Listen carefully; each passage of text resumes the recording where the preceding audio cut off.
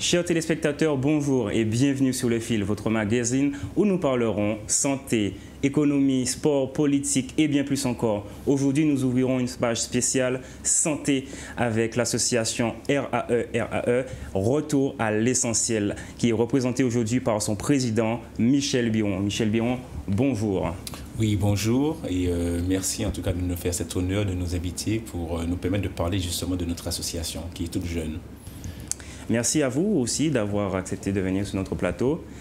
Avant de rentrer dans le vif du sujet, avant de parler de votre association Retour à l'essentiel, qui a un nom très original et on aime bien. Très parlant. Voilà.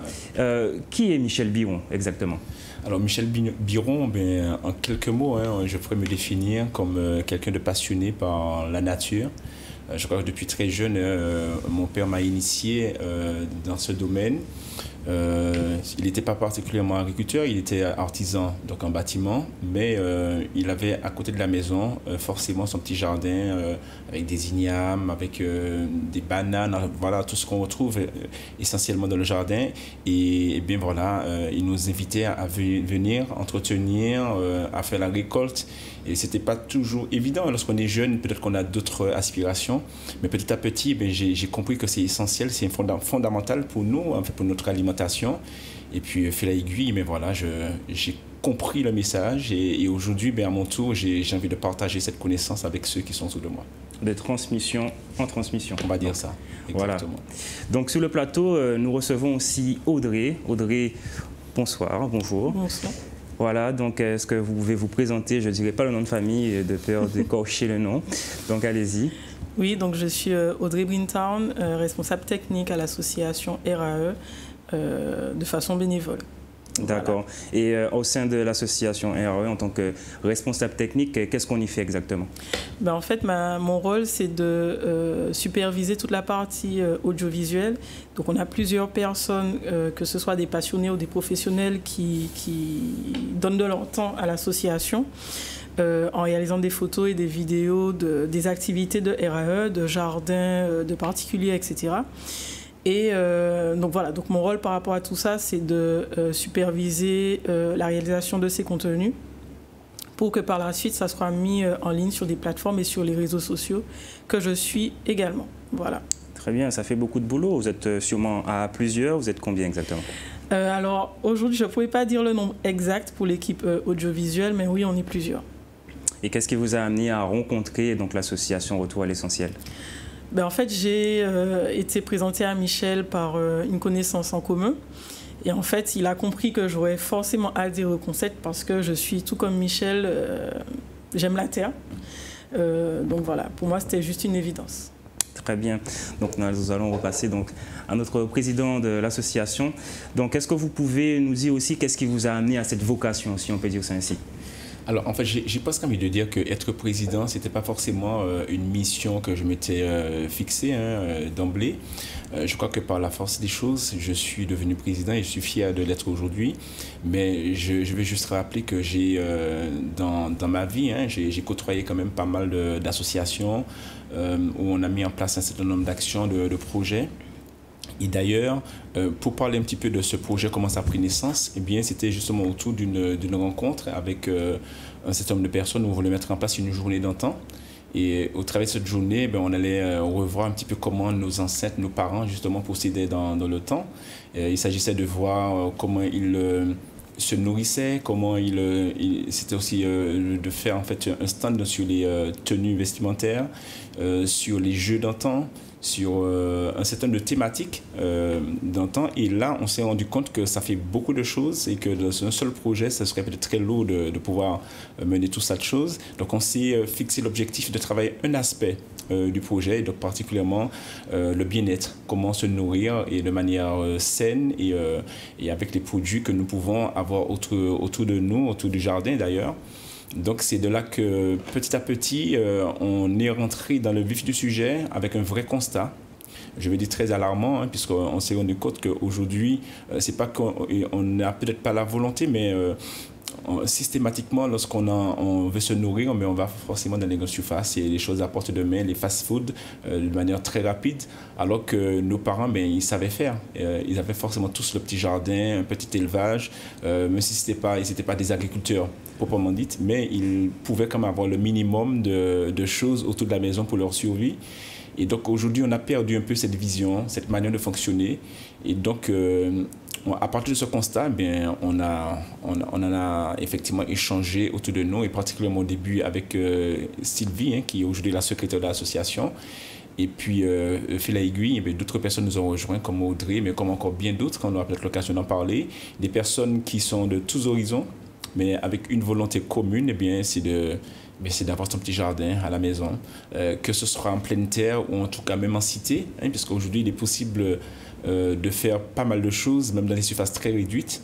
Donc, je crois que c'est une vraie volonté avec une équipe très dynamique aujourd'hui que nous voulons transmettre, sensibiliser tout un chacun au retour à l'essentiel, c'est-à-dire au retour de se prendre en main, en fait, en quelque part. C'est la reconnexion de l'homme à la terre. Justement, en parlant de ce nom, Retour à l'essentiel, déjà, qu'est-ce qui vous a amené réellement à trouver ce nom, Retour à l'essentiel?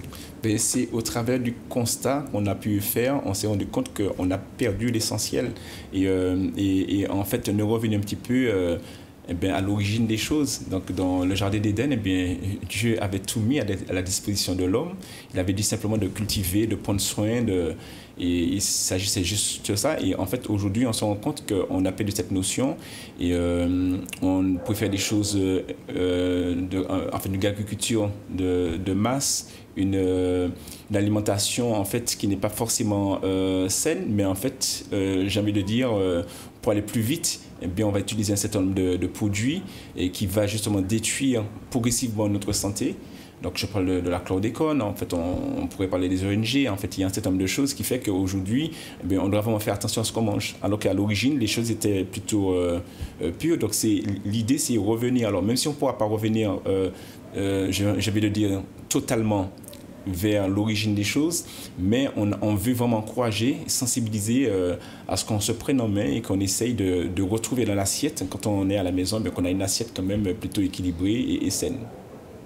Au sujet du début, la genèse de l'association, avant vous étiez un petit groupe, vous étiez combien exactement? Est-ce que c'est vous seulement qui étiez à l'origine de cette association? Expliquez-nous un petit peu la genèse un petit peu de l'association. Alors en réalité, comme je vous ai dit, on était parti sur un autre projet qui n'a rien à voir avec ce que nous faisons aujourd'hui. Nous étions à peu près 5 personnes en fait, autour de la table pour discuter de ce projet. Et après, donc, je me suis retrouvé uniquement avec Sylvie pour construire le projet autour du jardin créole. Et aujourd'hui, nous sommes pratiquement au niveau du conseil d'administration, plus d'une douzaine de personnes impliquées, volontaires en tout cas, pour mettre en place ce projet. Et puis autour de tout cela, il y a aussi des partenaires. J'ai envie de dire que quand on dit simplement retour à l'essentiel, c'est un nom qui est très parlant, comme vous l'avez fait remarquer. Et ceux qui nous côtoient, ceux avec qui nous échangeons, on voit vraiment une volonté aussi de s'impliquer, d'apporter leur contribution au projet. Et aujourd'hui, nous avons des partenaires très sérieux qui veulent nous accompagner, des agriculteurs, des ingénieurs agronomes, des nutritionnistes, des naturopathes, pour ne citer que ces gens-là, mais il y a une vraie volonté. Et je voudrais aussi préciser que nous ne sommes pas les premiers à initier un tel projet. Je crois qu'il y a, pas seulement non plus de manière locale, mais de manière internationale, il y a vraiment une prise de conscience qu'il faut se prendre en main. Mais ce projet-là, pour la Martinique, c'est un projet qui est quand même unique en son genre, dans le sens où on essaie de fédérer les efforts avec ceux qui ont la vision. Donc il y a d'autres personnes qui ont la vision, mais chacun fonctionnait un petit peu de manière à part, divisée. Mais là, on essaie de rassembler nos forces pour parler d'une même voix et encourager justement le retour au jardin créole. Alors justement, celles et ceux qui seraient enthousiastes à l'idée de retourner à l'essentiel, construire le petit jardin créole, retourner un petit peu dans une alimentation saine, comment adhérer à l'association exactement? Alors, cette partie, je pense que puisqu'on a effectivement au niveau de l'association, hein, on a un petit peu scindé les services, les différentes parties de l'association. Et donc, comme je réponds à votre question, mais je voulais quand même donner cette précision. Nous avons par exemple le webmaster qui a développé le site. Et on a aussi quelqu'un qui va gérer le contenu du site. Et là, Audrey, en l'occurrence, elle s'occupe de la partie technique, hein, donc sur les réseaux sociaux. Donc, à votre question, je pense que je lui laisserai la place pour répondre. Très bien. Alors, Audrey, comment on rentre dans l'association Retour à l'essentiel? Si on veut adhérer à l'association, il y a plusieurs moyens de nous contacter. Donc, via les réseaux sociaux, Facebook, Instagram, jardincréole.rae. Nous avons également une ligne téléphonique, je vais vous donner le numéro tout à l'heure. Vous pouvez tout de suite, comme vous voulez. Je peux, le temps de chercher. D'accord. Et puis, donc, via le site aussi, j'ai oublié le nom du site. Oui, alors, alors on voit effectivement que les tâches sont partagées. Voilà. Tout le monde ne sait pas tout, donc c'est intéressant. Non, mais je sais, mais je ne sais pas là. Voilà. Oui, alors c'est Jardin Créole, le -6 RAE.org. Très bien. Donc, est-ce qu'on peut le répéter? Jardin Créole, le -6 RAE.org. Et là-dessus, on peut avoir un certain nombre d'informations. Voilà. Et le numéro de téléphone, du coup, c'est 06 96 68 12 24. On répète un petit peu pour les téléspectateurs. 06 96 68 12 24. Vous pouvez nous contacter, nous appeler, nous laisser un message WhatsApp et on vous recontactera. Et pour bien répondre à la question comment adhérer, que ce soit sur les réseaux sociaux ou sur le site, il suffira de suivre le lien et de se laisser guider. Très bien. À quoi ressemble une journée type pour vous dans l'association Retour à l'essentiel? Une journée type pour moi dans l'association Retour à l'essentiel, c'est se préparer à assister à un atelier de jardinage pour pouvoir tirer les meilleures images et retranscrire tout cela sur le site et les réseaux sociaux pour ceux qui n'ont pas pu être présents. Et du coup, passer un moment hyper convivial avec les participants à l'atelier, les animateurs et aussi les membres de l'association qui encadrent les ateliers. Et puis par la suite, faire en sorte que justement les meilleures images de ces bons moments soient retranscrites pour que la connaissance, une partie en tout cas, de la connaissance puisse être disponible justement sur le site. Voilà. On parlait donc de ce qui a amené Michel Biron à rentrer vraiment dans cet aspect. Il disait que son père lui a transmis. Vous, qu'est-ce qui vous a fait rentrer vraiment dans cette optique de retourner à l'essentiel? Mais en fait, je suis un peu comme lui sur cet aspect-là, c'est-à-dire que j'ai grandi avec mes grands-parents qui étaient agriculteurs, donc j'ai toujours été dans ce bain-là. Moi-même étant à mon domicile, j'ai aussi continué la pratique du jardin. Et avant même la crise du Covid, j'avais déjà cette envie-là, en fait, que ça soit quelque chose de plus répandu, en fait. Et encore plus après la crise, personnellement, j'ai cherché à encore mieux me nourrir, à planter plus pour justement savoir d'où vient ce que je mange. Et du coup, ça a été qu'une suite logique, en fait. Donc, en fait, le Covid, vous avez vraiment pris conscience des choses lors du Covid?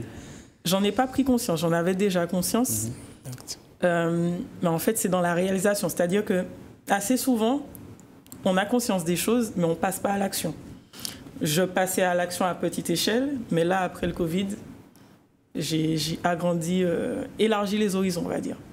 Et pour vous, quelle est l'importance réelle de transmettre? Vous pouvez décider de juste faire un jardin créole pour vous, mais pour vous, quelle est l'importance de transmettre jusqu'à être bénévole d'une association telle que... Pour moi, l'importance de transmettre, c'est que déjà, on n'est pas tous égaux. C'est-à-dire que moi, par exemple, j'ai une petite parcelle, elle est très petite, ma parcelle, elle doit faire 9 mètres carrés. Sur mes 9 mètres carrés, je ne peux pas planter tout. Si je reste dans mon coin et que je plante que ce que je peux planter, forcément, à un moment, je serai limité dans ma consommation. Alors que si je sensibilise les gens autour de moi à faire autant, peut-être que moi, je vais planter de la tomate et que la voisine va planter de la laitue, je vais lui donner 2 tomates contre une tête de laitue. C'est aussi ça, le retour à l'essentiel. Pour moi, c'est le fonctionnement qu'avaient les gens avant. C'était, on se rendait visite et on venait jamais les mains vides. Et quand on venait avec quelque chose, ce n'était pas quelque chose qu'on avait pris dans le libre-service en passant. Parce que ça, c'est quelque chose qu'on fait, on vient avec quelque chose, mais on passe dans le libre-service acheter quelque chose. Moi, j'ai beaucoup plus de plaisir à ramener un avocat, une tête de laitue à mes parents ou quelle que soit la personne que je visite, plutôt que d'acheter un gâteau au supermarché. Si je me permets de compléter justement l'intervention d'Audrey, que je trouve effectivement c'est très bien ce qu'elle est en train de dire. Et en fait, je vais aussi apporter une précision, c'est que nous sommes aussi en fait dans l'urgence. Quand je dis dans l'urgence, c'est que en fait, c'est aussi encourager tout un chacun à se prendre en main, parce qu'on a connu des temps très difficiles, comme en 2009, la grippe de 2009, il y a aussi eu DIN. Après, vous avez parlé du Covid. Ce sont des périodes très difficiles, en fait, qu'a connu la population. Et face à cela, il faut toujours réagir, en fait, rebondir. Et je crois que l'une des manières de rebondir, c'est de se prendre en main, d'avoir son petit jardin. Donc, ça peut être aussi un petit jardin, je veux dire, qui nous permettra, qui nous permettra de faire face si demain matin il y a un coup dur. Donc, dans ce sens, oui, c'est un plaisir de planter, c'est un plaisir de récolter ses propres produits, mais c'est aussi un plaisir si en cas de difficulté majeure, eh bien, on peut partager aussi ce qu'on a avec les autres, ceux qui ont le jardin. Et c'est pour ça que d'ailleurs, on a pensé dans l'avenir, pas tout de suite, mais développer des marchés interquartiers, par exemple, pour créer plus de cohésion, plus d'entraide. Et comme ça, demain, ce sera beaucoup plus facile en cas de difficulté pour partager ce que nous avons avec les autres. Exactement. Notamment, on voit aussi avec notamment certaines guerres qui se font dans le monde, on voit que les prix augmentent, notamment de l'essence ou même des produits de base. C'est aussi un petit rappel à l'ordre à la population que vous faites? Oui, c'est ça, c'est une forme de prévention. Et puis, je dis que la situation est très sensible. J'ai envie de dire, l'économie est très sensible. Donc, si on peut dès aujourd'hui prendre cette bonne habitude, et d'ailleurs, ça va toujours servir. Et j'ai presque envie de dire, même aussi pour les personnes âgées, comme les plus jeunes, en fait, c'est vraiment intergénérationnel. On essaie de mobiliser tout le monde. Il y a un intérêt pour chaque personne et j'ai envie de dire en cas effectivement de difficulté, d'ailleurs les difficultés sont là tous les jours, la vie devient difficile, on n'a pas forcément les moyens financiers pour faire face et donc avoir son petit jardin, mais ça peut aider en fait, ça peut soulager le budget de la maison, de la famille. Donc alors après on n'a pas non plus au niveau de l'association cette volonté de faire d'eux des agriculteurs. C'est juste des personnes qui ont le strict minimum pour pouvoir justement subvenir à leurs besoins. Après, nous voulons vraiment encourager, et au travers de ce projet, nous avons aussi cet aspect d'encourager les agriculteurs qui font déjà un travail considérable. Et d'ailleurs, puisque je vais peut-être anticiper sur ce que peut-être vos questions, mais nous avons un projet où nous allons permettre à la Martinique, dans le cadre de la Journée nationale de la terre, qui va se faire en avril, on va donner la possibilité aux Martiniquais d'aller visiter les exploitants agricoles, en fait un maximum d'exploitants. Il y aura un programme qui sera établi sur la journée, et là, on sera au cœur des jardins en Martinique. Donc, c'est vraiment encourager, sensibiliser, et l'agriculteur dans tout ça, il a aussi son mot à dire. Alors, vous parliez de la transmission des moins jeunes des plus jeunes jusqu'aux moins jeunes, voilà, et justement, quel âge ont vos plus petits et vos plus grands?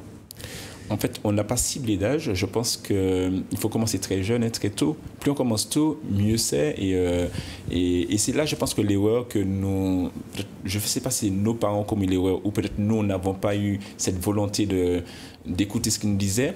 Mais il y a un moment donné où la transmission n'a pas été faite comme il faut. Et c'est le résultat aujourd'hui, c'est qu'on achète systématiquement ce qu'on a besoin. Et donc, on essaye en quelque part de reconstruire ça et d'encourager cela.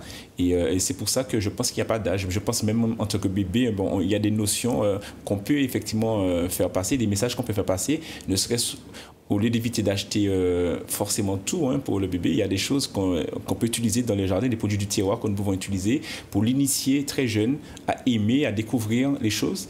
Et j'aime bien les naturopathes qui travaillent avec nous. Et une fois, j'ai remarqué qu'on peut utiliser un arbre, par exemple, de la racine jusqu'à ses feuilles. Donc, ça veut dire que tout peut être utilisé. Et il y a des vertus même dans les plantes que nous voyons au quotidien, peut-être que nous écrasons par manque de connaissances. Et pourtant, il y a des vertus, des qualités qui ne sont pas du tout négligeables. Donc, par exemple, pour le bébé, est-ce que vous pouvez donner un petit exemple de choses que les parents, les mamans, les papas qui nous regardent aujourd'hui pourront utiliser chez eux? Alors, je ne suis pas spécialiste dans le domaine, mais néanmoins, je pourrais parler du toloman, par exemple. Voilà, ça c'est aussi la farine de manioc. Ce sont des choses qui font partie de l'alimentation de nos ancêtres et ils ont été pendant très longtemps nourris sur la base de ces produits. Alors aujourd'hui, on ne va pas non plus dire aux gens de se nourrir que de cela, mais c'est aussi une manière d'encourager. Et il y a un travail qui se fait avec nos agriculteurs qui fait partie de notre équipe et qui travaille la manioc sur tous les aspects en fait. Il fait ce qu'on appelle la pizza manioc. En fait, c'est la pizza à la base de manioc et on peut utiliser la farine de fruits à pain, farine de plein de choses. Alors, j'avais dit que nous sommes sur un territoire avec une diversité de produits énorme. On peut faire énormément de choses, mais il faut juste avoir la volonté et puis se dire mais il faut le faire parce que c'est important. Alors, nous allons faire très rapidement parce que le temps qui nous est imparti court très rapidement. Oui. Donc, j'ai noté sur votre site internet que vous faites aussi des formations, des cours, et vous notiez que les participants mettent la main à la terre. C'est en jardinant qu'on devient jardinier. J'aime bien ce rappel à cet enfant forgeron qu'on devient, cet enfant aux gens qu'on devient forgeron. C'est ça. Donc, pour vous, c'est important vraiment de transmettre via des formations. Alors, qu'est-ce que vous proposez exactement comme formation? Alors, effectivement, on a, pour bien expliquer les choses, on a le site internet qui est en fait une forme de vitrine qui va donner des informations sur le jardin créole. On peut aller piocher des informations dedans. Mais après, à côté de ça, il y a des actions que nous faisons sur le terrain. Donc, effectivement, en l'occurrence, des ateliers de jardinage, des ateliers culinaires aussi, parce qu'il ne s'agit pas simplement de planter, mais il faut aussi utiliser les produits du jardin et savoir comment faire pour les valoriser et les mettre dans l'assiette. Donc, ce sont des ateliers que nous organisons au quotidien, en fait, de manière mensuelle, en fait, on va dire. Ça se passe très bien parce que les gens sont très volontaires et puis c'est une manière aussi de transmettre, en fait, de leur permettre de poser des questions parce que quand c'est là, c'est vraiment interactif. Les gens ne vont pas simplement planter, mais ils sont avec un professionnel du jardin et là, ils pourront effectivement connaître, avoir des informations sur comment planter, comment récolter, mais aussi sur des questions techniques, par exemple sur les maladies, comment entretenir et faire du bien aux plantes qui nous entourent. Donc, ce sont des ateliers très riches et jusqu'à ce jour, mais ça se passe très bien, Audrey. Oui, justement, si je peux me permettre de faire la promotion du prochain atelier qui aura lieu le 30 octobre. Donc c'est un atelier sur la thématique de la gestion de l'enherbement. Je sais qu'il y a beaucoup de personnes qui peut-être ne se lancent pas dans le jardinage parce qu'ils ne veulent pas arracher de mauvaises herbes tous les 4 matins. Mais dans cet atelier-là, ils vont apprendre à gérer l'enherbement dans leur jardin. Donc il aura lieu le dimanche 30 octobre à Croix-Rivaille, de 8h à midi. Voilà. Voilà, donc j'ai vu que aussi que vous faites des formations pour les débutants. Comment ça se passe exactement? Ceux qui ils viennent, ils vous contactent et comment vous leur transmettez, on va dire,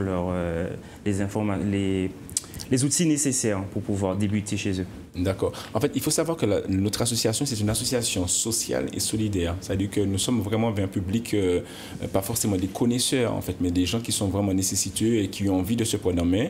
Donc, par le biais, effectivement, de la communication qui se met en place, donc avec les flyers sur l'ensemble des réseaux sociaux, on communique.